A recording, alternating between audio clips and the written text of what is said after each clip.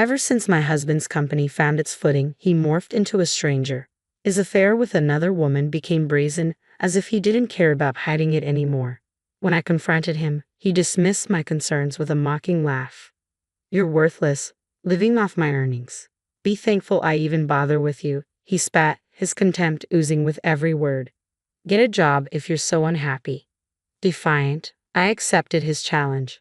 Landing a position at his family's company, I plotted my retaliation against Michael. I'm Karen, once content as a 34-year-old homemaker, while Michael, my 36-year-old husband, managed a printing business. Our romance sparked in the corridors of our workplace. He was in sales and I in illustrations. Our love story culminated in marriage when I was 26. Once we settled into our routine, he made the bold move of resigning from his job, proposing the idea of launching a new venture together. Uncertain, I sought counsel from our trusted business partner, Bob, with whom we shared past collaborations. Bob, a seasoned CEO known for his diverse business ventures and adeptness in advertising, readily lent his support. Bob backed our endeavor and even contributed funds. I recounted, "Karen's illustrations have always impressed me," Bob remarked, his praise leaving me humbled. With gratitude, we vowed to steer our company to triumph. Just the two of us, I affirmed to Bob as we embarked on our entrepreneurial journey. Initially, we grappled with the constraints of a cramped apartment. However, with the ascent of our company, we upgraded to a sleek high-rise condominium. It was then that my husband broached the idea of me focusing solely on homemaking. "I'll hire someone else for the illustrations. Eventually, I need your full support," he asserted, his words leaving me torn. Reluctantly, I confided in Bob, our steadfast investor. "I regret to inform you, but I must step away from illustration work," I disclosed to Bob. His empathy was palpable. "It pains me to think I won't have the pleasure of witnessing Karen's illustrations anymore. Yet if you ever decide to return to it, just say the word. I'll stand by you," Bob reassured me. "Thank you, truly," I expressed my gratitude. And thus, I embraced the role of homemaker to bolster my husband's aspirations. However, my passion for drawing persisted, finding solace in sharing my illustrations on Instagram. The unexpected warmth of response has become my clandestine delight. As my husband's business flourished, our lifestyle mirrored its success. His investments yielded opulent returns, evident in the acquisition of a new car and bespoke suits from prestigious labels. While I deemed these indulgences excessive, I recognized their significance in his role as the company's figurehead. Despite his demanding schedule, he remained steadfast in our tradition of sharing dinner at home. It was a solemn pact, a sanctuary carved out for just the two of us amidst the chaos. Over these meals, he divulged the company's forthcoming ventures, a privilege that filled me with contentment. Supporting his ambitions became my source of joy. I once believed our harmonious routine would endure indefinitely. Despite the company's continued prosperity, subtle shifts began to emerge in my husband's demeanor. Gone were the animated discussions about business during our dinners. "How's everything at the company?" I inquired, met with lukewarm responses. "Everything's fine," he'd mutter, his enthusiasm conspicuously absent. Persistently, I probed for more details, only to be met with terse rebuttals. "Don't pry, you wouldn't understand. You're always here. I shouldn't have to explain every little detail." His words pierced through me, a stark departure from the understanding and camaraderie we once shared. I attempted to rationalize his behavior as fatigue or stress, but that night, as he silently retreated to our room after dinner, I couldn't shake the feeling of unease settling in. This pattern persisted, with my husband increasingly opting for dinners away from home. Feeble justifications of social obligations or client meetings replaced our once sacred mealtime together. Despite my waiting patiently, delaying my own dinner, his absence grew routine, his excuses dwindling to nothingness. Confrontation only invited his wrath, a stark departure from the partner I once knew. I felt reduced to a mere servant in my own home, the weight of his indifference crushing me to tears. We once weathered the storms of entrepreneurship together, hand in hand. Now, I found myself relegated beneath even his employees, my sacrifices met with scorn rather than appreciation. My domestic duties weren't born out of a passion for homemaking. They were a testament to my unwavering commitment to his aspirations. Yet any semblance of gratitude had long since vanished from his eyes. In his absence, I find solace in my illustrations, a sanctuary where stress dissipates and creativity flourishes. With each stroke, my online following burgeons, their supportive comments a balm to my weary soul. Among them, a familiar name emerges, Bob's. Bob extends an offer to collaborate again. A glimmer of hope, I muse, buoyed by the prospect. Without this beacon, I might have succumbed to despair. As our shared dinners faded into memory, a palpable chasm widened between my husband and me. Suspicion crept in, fueled by the faint scent of perfume lingering on his abandoned suit jacket, a fragrance foreign to him. When confronted, he flippantly dismissed it as a triviality, a smirk playing on his lips. His nonchalance stoked the embers of my long-suppressed sorrow, igniting them into a fiery rage. Enough with the charade, I resolved. Left alone in the confines of our home, relegated to mundane chores, the gnawing fear of societal abandonment gnawed at my sanity with each passing day. My friends could only offer envy, while my parents dismissed my concerns as trivial luxuries. Left to grapple with my turmoil alone, I bore the weight of my suspicions in solitude. Then, one fateful evening, my husband returned home inebriated. Amidst my desperate efforts to tend to him, a damning discovery awaited, a crimson imprint adorning his shirt collar. Its presence could not be dismissed as innocent, a glaring testament to another woman's trespass. In that moment, I unearthed undeniable evidence of my husband's betrayal. With resolve coursing through my veins, I confronted him the following day, brandishing the damning garment. "Where were you last night, and what is this?" I demanded, pointing to the incriminating mark. Though caught off guard by the lipstick stain, my husband remained eerily composed in the face of my accusation. "I was out with friends at a bar. Must have happened then, right? You'd need to take off your jacket for that. Didn't you notice?" he retorted, his words laced with defiance. Unconvinced by his feeble alibi, I responded, "I don't recall." With a sudden motion, my husband rose from his seat, his hand connecting with my cheek in a searing slap. Stunned, I stumbled backward, reeling from the unexpected blow, the sting of pain radiating across my skin. "When will you understand? Who do you think is providing for us?" he spat before retreating to his sanctuary. I watched his departure, tears tracing silent paths down my cheeks. In that moment, the truth struck with brutal clarity. My husband's love had waned, leaving behind a cavernous void. I was left shattered by the cold reality of our fractured relationship. From that day forth, my husband's temper became increasingly volatile. His displeasure manifested in violent outbursts, whether it be at a meal I had prepared or any perceived infraction. The once tender moments of our marriage were now eclipsed by a shadow of fear and uncertainty. "This tastes atrocious. Do you even pay attention to what I eat? If you want to keep being my wife, you better sharpen your culinary skills," my husband berated before storming out of the room. "I'll dine out. Eating this would sabotage my productivity," he declared.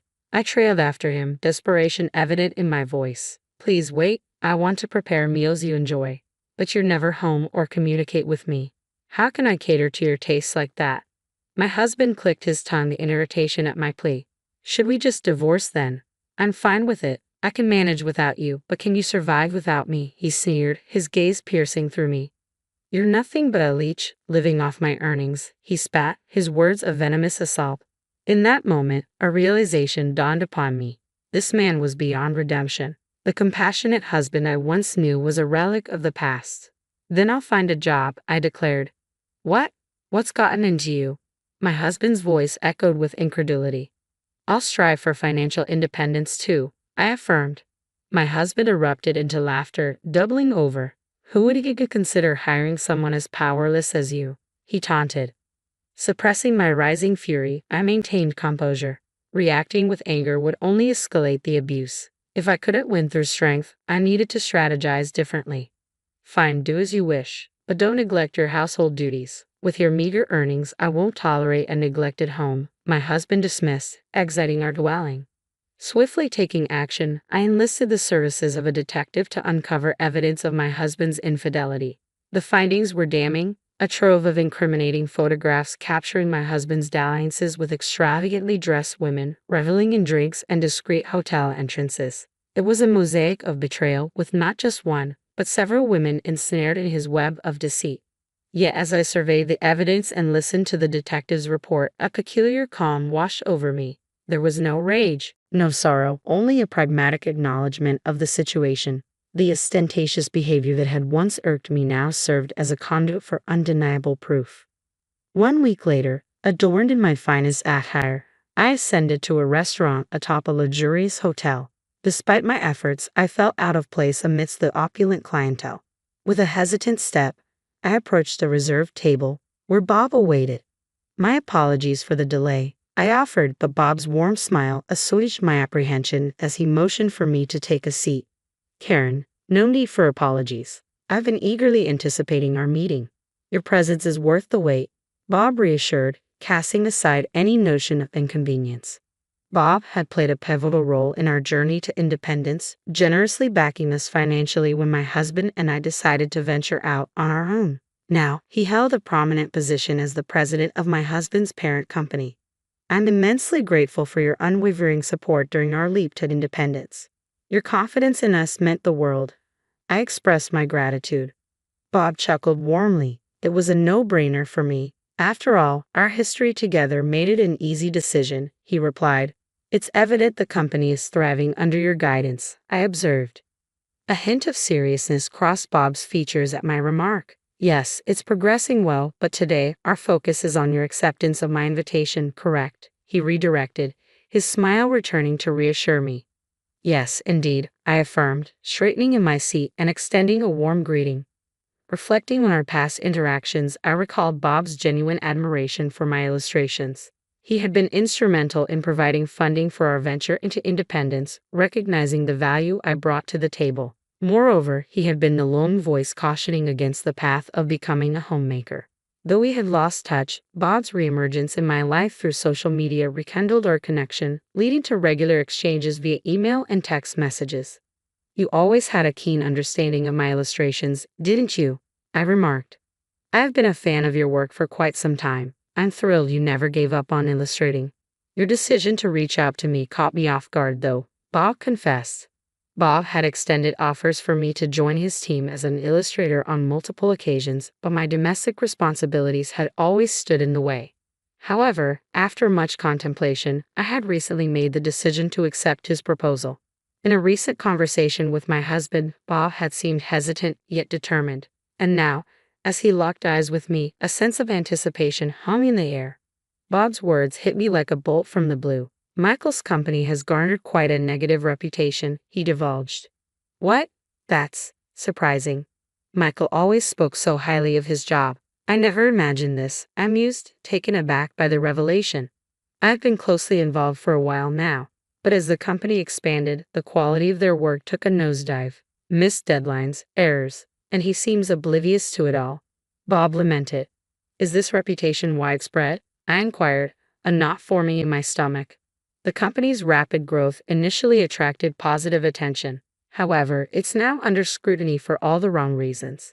There are even whispers of unsavory affiliations, Bob disclosed, his tone tinged with concern. I had no idea. I've been so out of touch with Michael's professional life, I realized, a pang of unease settling in. To lighten the mood, Bob chimed in cheerfully, You'll be creating illustrations for us from now on. No need to outsource anymore. It's a significant asset for our company. I appreciate your understanding and flexibility regarding my family commitments. I express my gratitude.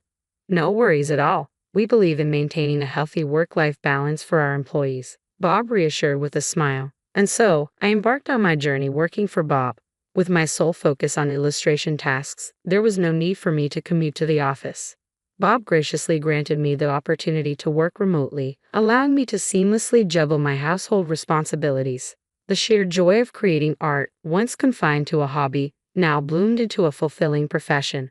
However, amidst the satisfaction of my work, I couldn't shake the longing to have more control over my time, to pursue my passion without constraints imposed by domestic duties and supporting my husband.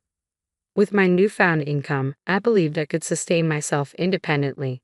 However, as I diligently worked, one day, the abrupt sound of the door slamming jolted me from my concentration. Rushing to the hallway, I was met with my husband's furious gaze. You traitor, he seethed. Confusion clouded my mind as I struggled to comprehend his sudden outburst. To think my own wife would snatch away my job, he spat. In that moment, realization dawned upon me. My husband's ire stemmed from my collaboration with Bob. which had opened doors to additional contracts with companies affiliated with his own. This was my retaliation, my way of reclaiming power from the one who had belittled me. But irony must have been galling for him, to have his livelihood threatened by the very person he had scorned.